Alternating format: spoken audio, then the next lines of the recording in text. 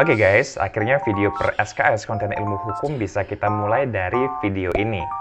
Konten ilmu hukum per SKS akan dibagi menjadi 3 tahap, yaitu tahap Introduction, Legal Understanding, dan Study Case Analysis.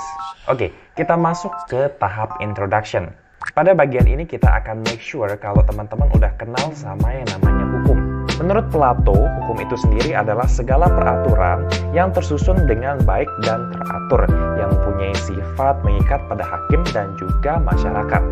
Yang belum tahu Plato itu siapa, dia adalah seorang filsuf atau ahli filsafat dan juga matematikawan Yunani kuno dari Athena. Sebenarnya ada banyak pengertian hukum dan tidak ada aturan pasti yang mengatur soal pengertian hukum.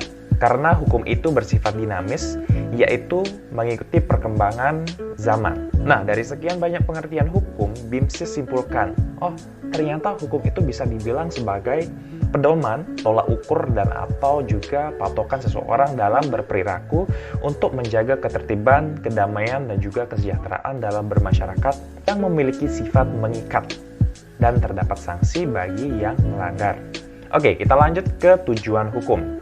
Tujuan hukum itu sendiri singkatnya adalah untuk mencapai kedamaian, keadilan, dan untuk kebaikan, serta demi kepastian hukum. Nah, kepastian hukum yang dimaksud menurut Utrecht, yaitu seorang ilmuwan sekaligus pakar hukum yang juga dikenal sebagai politikus Indo-Belanda, menjelaskan bahwa kepastian hukum mengandung 2 pengertian. Pengertian yang pertama adanya aturan yang bersifat umum, yaitu membuat individu mengetahui perbuatan apa yang boleh atau tidak boleh dilakukan. Dan yang kedua berupa keamanan hukum bagi setiap individu dari kesewenangan pemerintah atau individu lainnya. Selain itu, ternyata ada beberapa teori yang menjelaskan tentang tujuan hukum itu sendiri, yaitu ada teori etis, teori utilitas, teori dogmatis, dan teori campuran. Nah, menurut teori etis, hukum semata-mata untuk mewujudkan yang namanya keadilan. Teori ini dikemukakan oleh seorang Yunani, yaitu Aristoteles, dalam ilmu etika dan retorika. Nah, yang kedua yaitu teori utilitas. Menurut teori ini, hukum bertujuan semata-mata untuk mewujudkan hal yang berfaedah. Hukum bertujuan untuk menjamin adanya kebahagiaan bagi orang-orang sebanyak-banyaknya.